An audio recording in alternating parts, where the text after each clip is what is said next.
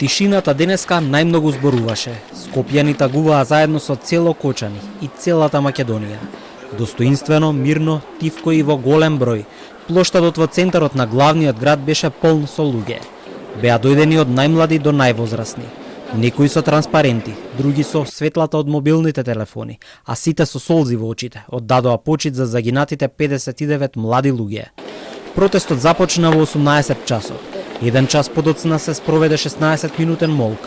Бројката 16 го символизира датумот.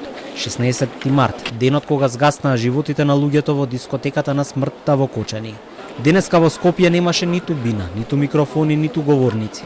Но дел од присутните на јавниот собир застанаа пред камерата на Телма и испратија порака до надлежните. Што да кажам, голема болка и голем бес за ова што ни се случува. Сите да затвор, сите лопови и криминалци, сите. Оптимисти сте ли дека корупцијата ќе се искорени некогаш од нашето општество? Ако продолжи како денеска, сите да ги затворат до еден. Ова треба да им биде знак за конечно да се смени нешто во државата. Доволно трагедија беше и ние не можеме како граѓани да се научиме на вакво тагување. Секој месец нешто да се случува, секој месец да умираат луѓе поради надлежните. Да ги поддржуваме собириве, да ги поддржуваме протестиве, бидејќи мислам дека единствениот начин како ќе има промена во државава. Собирот заврши час и половина по почетокот.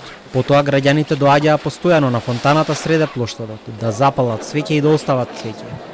Настанот го иницираше иницијативата Кој е следен на социјалните мрежи. Го именуваа како собир за заедништво и повикаа да не се блокираат улици. Причина за тоа е што состојбата во болниците е критична. Возилата се уште транспортираат пациенти, а блокирани улици ќе им ја отежнат работата, појасни од иницијативата.